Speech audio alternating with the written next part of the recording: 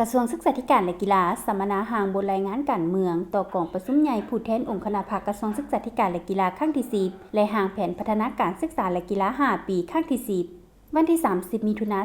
2025ที่ห้องประชุมศูนย์ ICT กระทรวงศึกษาธิการและกีฬาไขกองประชุมสัมมนาหางบนรายงานการเมืองต่อกองประชุมใหญ่ผู้แทนองค์คณะภาคกระทรวงศึกษาธิการและกีฬาสมัยที่10และหางแผนพัฒนาการศึกษาและกีฬา5ปีครั้งที่10และหยะ2026-2030 โดยเป็นประธานของสหายห้องศาสตราจารย์ปริญญาเอกทองสฤษดิ์มังนอเมฆเลขาธิการศูนย์กลางพรรคเลขาคณะภาคกระทรวง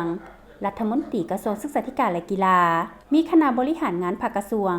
เลขาห้องเลขาคณะภาคห้างฐานเลขาหน่วยภาคห้างฐานของบรรดาห้องการกรมมหาวิทยาลัยสถาบันวิทยาลัย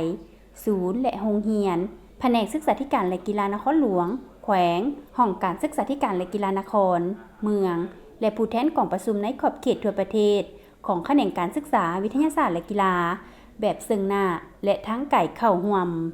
โอกาสนี้สหายห้องศาสตราจารย์ปริญญาเอกทองสฤษดิ์มังนอเมฆได้กล่าวว่ากองประชุมครั้งนี้แม้นมีความหมายความสำคัญต่อองค์คณะภาคของพวกเฮา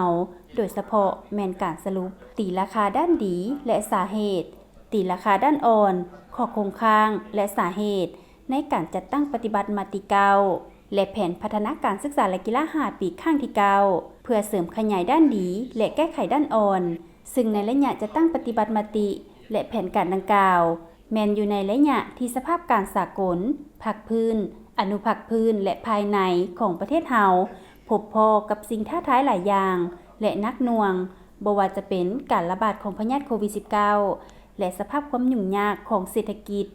ดังนั้นจึงมีความจำเป็นที่สุดเรียกร้องมายังบรรดาสหายผู้แทนกองประชุมจงสุมใส่การประกอบความคิดเห็นอย่างภาวะวิสัยกงไปกงมาและเป็นประโยชน์ให้แก่คณะเนื้อในเฮ็ดให้เอกสารดังกล่าวมีความนักแน่น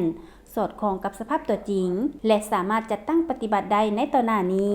ในกองประชุมครั้งนี้ผู้เข้าร่วมได้รับฟังการผ่านทางบนรายงานย่อผลการจัดตั้งปฏิบัติแผนพัฒนาแขนงการศึกษาและกีฬาของแผน5ปีครั้งที่9 2021-2025 และทิศทางในการชี้นำพาเวียกงานการพัฒนาแขนงการศึกษาและกีฬา5ปีครั้งที่10 2026-2030 จากนั้นบรรดาผู้แทนกองประชุมก็ได้พร้อมกันปรึกษาหารือและประกอบความคิดเห็นใส่เนื้อในเอกสารอย่างกงไปกงมาเพื่อเฮ็ดให้ได้เนื้อในที่ครบถ้วนและสมบูรณ์